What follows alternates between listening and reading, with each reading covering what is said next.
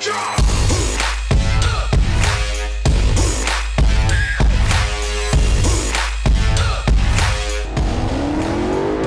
les amis, j'espère que vous allez bien. Vous voyez, moi c'est parfait, je suis en charmante compagnie. Je vous présente ma petite femme, Rebecca.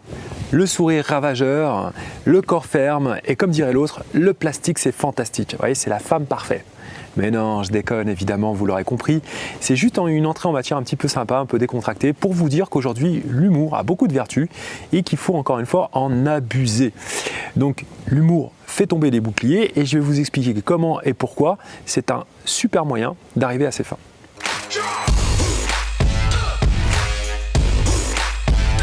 Je ne résiste pas à l'envie de vous partager ma petite vanne foireuse que je faisais souvent en début d'entretien. Je prenais une personne d'un certain âge, je la regardais droit dans les yeux et je lui disais « Ah dis donc, vous faites pas vous 29 ans ?» Ouais, bon, ça marche pas forcément super bien, mais ça a le mérite de faire rire. Et c'est le but, c'est pas de se prendre au sérieux, mais vraiment d'amener de la joie, de la bonne humeur et de la légèreté. Et quelle que soit la hauteur du rendez-vous, quel que soit le degré de sérieux, peu importe. En plus, au départ, c'est vrai, je vais dire la vérité, ça me détendait moi. Mais je me suis rendu compte qu'effectivement, ça détendait aussi la personne qui était là en face.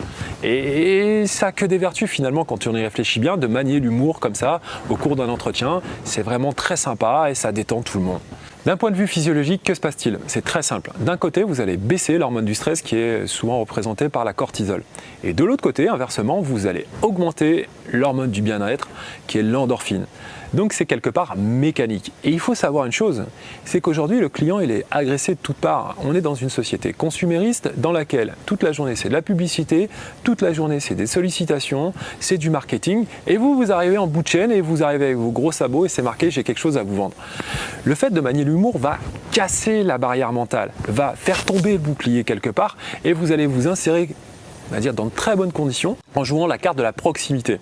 C'est-à-dire que vous allez créer une forme de sympathie, un capital confiance et vous n'êtes plus assimilé à une sphère, je dirais, professionnelle, mais plutôt à un ami, un proche. En tout cas, inconsciemment, le client a tendance à vous assimiler et à vous rapprocher mentalement de quelqu'un qui lui est cher. C'est un peu l'idée. Hein, ma chérie ? Donc dans une société terne, triste, morose, où tout n'est que problème, crise, soucis, etc., dès que vous ouvrez la radio, vous avez envie de passer par la fenêtre, d'ailleurs heureusement que je suis au rez-de-chaussée, eh bien amenez du soleil, amenez de la légèreté, amenez du peps. Et pour ceux qui pensent que ça va écorner leur image, pensez au génie du siècle dernier qui s'appelle Einstein, et qui était loin d'être un rigolo pour le coup, mais qui maniait l'autodérision et l'humour avec un pouvoir exceptionnel. Les amis, une très bonne journée. Bye bye.